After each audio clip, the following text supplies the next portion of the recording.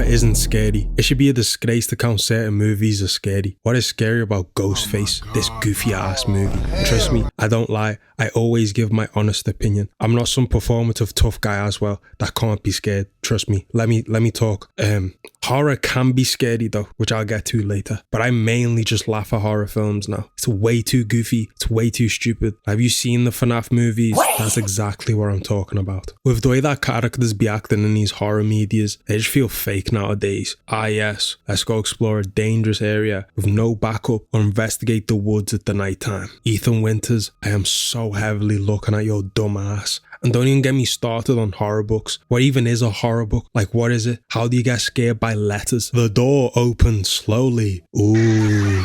No disrespect to the books. More of a way to build media rather than to like scare you. For example, It by Stephen King. But at that point, you're doing all the work to scare yourself. There are multiple ways to tap into an audience's fear. I mean, I used to watch and still watch Mr. Nightmare at night time. It's a habit I've had since I was a kid. And it genuinely used to strike some fear. The delivery, the music, the actual story, and knowing that, oh no, this could actually happen was actually the more scary aspect about it. Like, for example, a home invasion story, a Home Alone story. When I'm watching a movie in a big theater, goofy nigga to my left, goofy nigga to my right, I've just watched ads. People are opening up packets of popcorn or whatever sound you could think of in the cinema. The hell is a jump scare gonna do? And that's the thing with a jump scare in a movie. It immediately sets the tone for the film in the sense of it's probably not gonna be that scary. I don't know if it's just me, but if I'm in the cinema, I can low-key just expect it to happen every time I'm in there. Like, it's just way too predictable now. And that's the obvious reason why it's not scary anymore. We're way too desensitized to it through social media, and how we find out about the movies or whatever it is. Trailers tend to ruin a lot of movies. The internet also ruins the aura of these horror villains. Like Friday the 13th tanked Jason Voorhees aura, bro. That game's not even scary, it's just mad goofy now. And I don't look at Freddy Krueger's design and think he's scary. Chucky, Annabelle, seriously, come on man. And age plays a factor, obviously. Never a day in my life could I imagine finding a FNAF movie scary because I'm a big boy. But if we think about the target audience, I mean, they might poop themselves a little bit. I don't know. As an adult,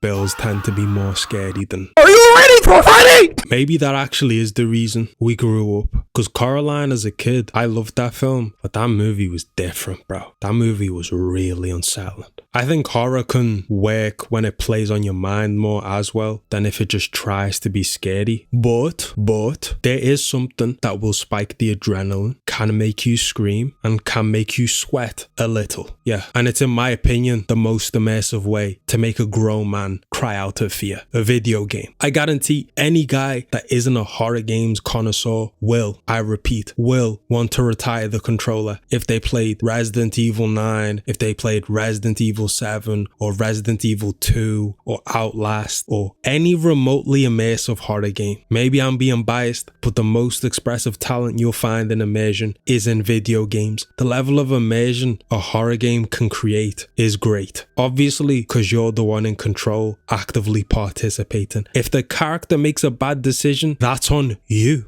It's why I believe you haven't actually experienced the game if you haven't played it. You've only watched. So many things play into the experience, especially in a horror game. You don't get to bark about how stupid the character is anymore. Nah. Pick up the pad, bro. Stop hiding in that corner. It's good through sound design. I'm walking through the basement. Why is it still coming? I hear the chains rattling, the breathing. Worse if you got headphones on. In Resident Evil 2, it was Mr. X's footsteps. Yo, that was way too claustrophobic. The design was claustrophobic in general. I'm in this police department with this guy and the zombies too. There's a blind. Like, what the hell even is this, yo? Like, RE7 for me is one of the scariest initially because of how unsettling it is and just how disgusting the bakehouse is. It's also a good mix of like every horror I've seen. You get the traditional vibes and then some parts feel like Saw. Like RE7 is good horror, but I feel like when you get towards the end, it's not as scary. But you see Resident Evil 9 Requiem. I love this game, but I am not gonna lie. This for me was the most scary one. I don't know what it was. I don't know if it's recency bias, but it's probably because I was so defenseless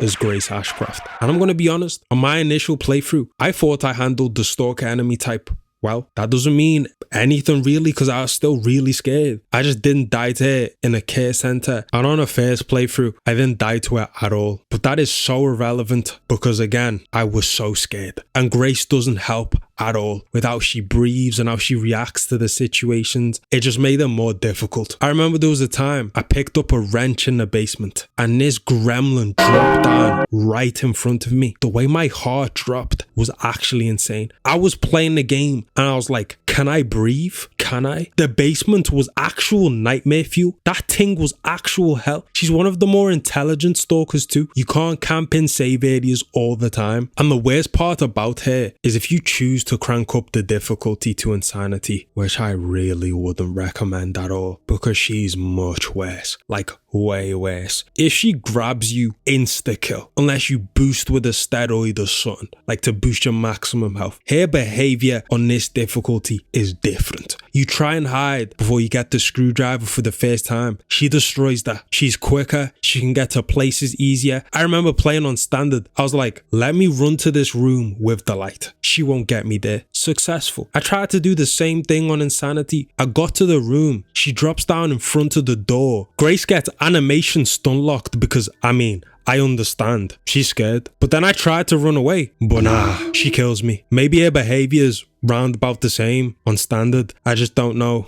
But it most definitely felt like on insanity, she was way more difficult. Like you definitely feel it. And compared to other stalkers, to me, she just felt like gameplay wise, she was trying to get me up out of here the best. Nemesis, it's like a more scripted, it's more like action. There's Nemesis, deal with him. With Mr. X, he could show up unannounced in a certain room. Like you could be chilling trying to get something and all of a sudden it's a 3v1, a licker, a zombie, and Mr. X. I don't know how they fumbled Nemesis, honestly. With the girl, she just didn't give a toss. She's everywhere. She's diving into elevators and that. She's willing to enter into the light areas if it means she can body Grace. Like, oh no, man. When I was watching the showcase demo for Requiem before it came out, that's when I knew that these developers know their game, know their characters. When I saw that one brother say playing with Leon would be a cakewalk, he knows ball because it is. You will never ever feel genuine fear playing as an older Leon. It's why Resident Evil 4 isn't that scary. When you play as Leon, everything and anything is trapped in there with you. Claustrophobia doesn't exist when it's Leon. It's why every time you play this Grace, you got that little breather with Leon. Honestly, RE9, especially in the very early stages of the game, was very well designed in the horror aspect. If you feel like I'm wrong, let me know. I just think video games are way too good at capturing the horror element though. But that's all, folks. Neymar the GOAT, bro.